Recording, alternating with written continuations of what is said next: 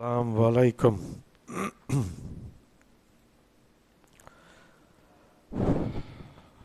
ঈদ মুবারক। আজকে ঈদের তৃতীয় দিন। আমাদের প্রধান উপদেষ্টা নোবেলজয়ী ডক্টর মোহাম্মদ ইউনূস সাহেব ব্যক্তিগতভাবে কি পরিমাণ সম্পদের মালিক, কি পরিমাণ টাকা পয়সার মালিক, সেটা আজকে আপনার ভিডিও থেকে আপনি বুঝতে পারবেন। ডক্টর মোহাম্মদ ইউনূসের বাড়ি হাটাজারিতে। উনি একজন অধ্যাপক ছিলেন ইকোনমিক্সের। চট্টগ্রাম কলেজে উনি লেখাপড়া করাতেন। বেসিক্যালি ঢাকা বিশ্ববিদ্যালয় থেকে উনি পাশ করেছিলেন, আর পিএইচডি করেছিলেন সম্ভবত আমেরিকা কোন একটা ইউনিভার্সিটি, সেটা আমার মনে নাই এই মুহূর্তে। তো ডক্টর মোহাম্মদ ইউনূস সাহেবের বাংলাদেশে প্রচুর পরিমাণ সম্পত্তি আছে। ডক্টর মোহাম্মদ ইউনূস সাহেব প্রসঙ্গে একটু কথা বলে দিই। ডক্টর মোহাম্মদ ইউনূস সাহেব এর পূর্বে কিন্তু কোনো সময় বাংলাদেশের সরকারি কোনো পদে ছিলেন না, সরকারের কোনো মন্ত্রী ছিলেন না, কোনো এমপি ছিলেন না। This the first time as a prime minister, অর্থাৎ তত্ত্বাবধায়ক সরকারের প্রধান। এটা র্যাঙ্ক হচ্ছে প্রাইম মিনিস্টারের র্যাঙ্ক। তো ডক্টর মোহাম্মদ ইউনূস সাহেবের চট্টগ্রামে আছে সয় সম্পত্তি এবং ঢাকাতেও আছে। ওনার নামে আছে, ওনার বউর নামে আছে, ওনার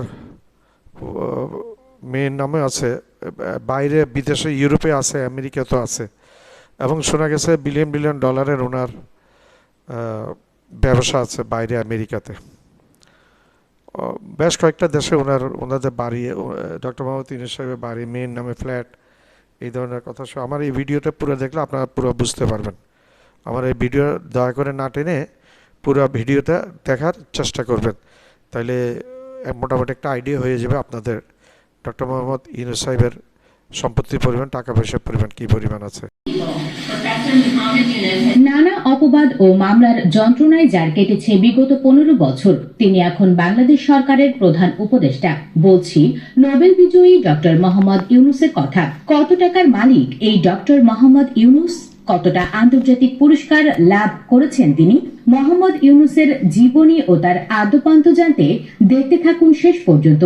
ডক্টর মোহাম্মদ ইউনূস ও তার স্ত্রী আফরোজা ইউনূস সহ তার পরিবারের সদস্যদের দেশে বিদেশে ফ্ল্যাট, বাড়ি, ব্যাংক ব্যালেন্স মিলিয়ে বিপুল পরিমাণ সম্পত্তি রয়েছে। ঢাকার গুলশানে ডক্টর ইউনূসের আছে ৫,৪০০ বর্গফুটের ১২ কোটি টাকার ফ্ল্যাট। কলাবাগানেও রয়েছে ৩ কোটি টাকা মূল্যের ৩,০০০ বর্গফুটের ফ্ল্যাট। এছাড়াও স্পেনে রয়েছে রাজকীয় বাড়ি। চট্টগ্রাম সহ দেশের বিভিন্ন স্থানে রয়েছে প্রায় ৫০ কোটি টাকার জমি ও সম্পদ।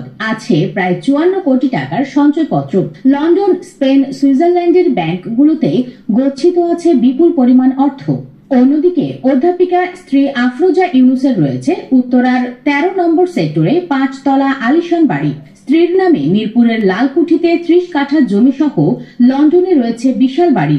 মেয়ের নামেও লন্ডন ও স্পেনে রয়েছে 2টি অ্যাপার্টমেন্ট। প্রাথমিক এই তথ্যের বাইরেও ডক্টর ইউনূসের অনেক সম্পদ থাকতে পারে বলে ধারণা করা হচ্ছে। ডক্টর মোহাম্মদ ইউনূস ১৯৪০ সালের ২৮শে জুন চট্টগ্রামের হাটহাজারীর বথুয়া গ্রামে জন্মগ্রহণ করেন।